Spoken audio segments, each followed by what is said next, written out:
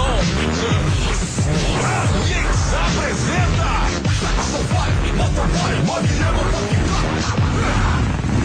E aí, malandro, a pampa na rampa, Jackson 5, só no bote a lá, James Blunders.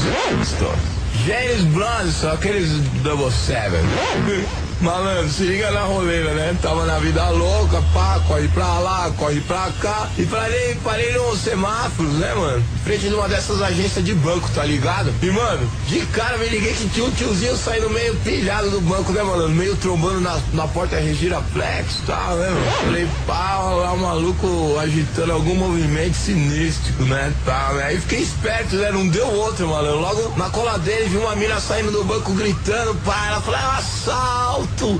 Assalto! Tava de capacete, né? Mas mesmo assim eu ouvi mesmo, renitidamente, né, mano? A mina fala. Não tive dúvida, mano. Já embiquei a magrela na calçada, né? Falei, esse tiozinho aí, né, mano? Não tá com nada. Já vou dar uma rasteirada nele com a roda traseira da Lady Lara, né? Aí, mano, passei no maluco dando tipo um rasante desses aviões supersônicos. Quando eu dei a rabiada, o tiozinho voou, doidão, mano.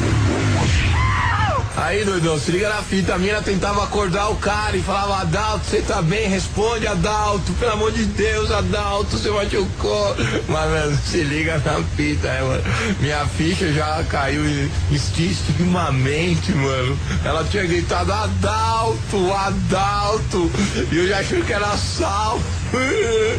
Fiquei perplexo, mano. O tiozinho tinha esquecido os documentos no banco, mano. E a mina tava chamando ele. Formou mó muvuca lá fora. Os malucos querendo me pegar. Tá louco, mano. Ainda fui embora de Camburão pra delega, mano. Fizeram o boletim de socorrência e o cacete, ó. Nunca mais, mano. Não vou se meter nas doideiras dos outros, não, mano. De motoboy pra Rambo da Megalópolis. É mais do que umas espingardas ficando duplex nessa mente humana reconflixiva, mano.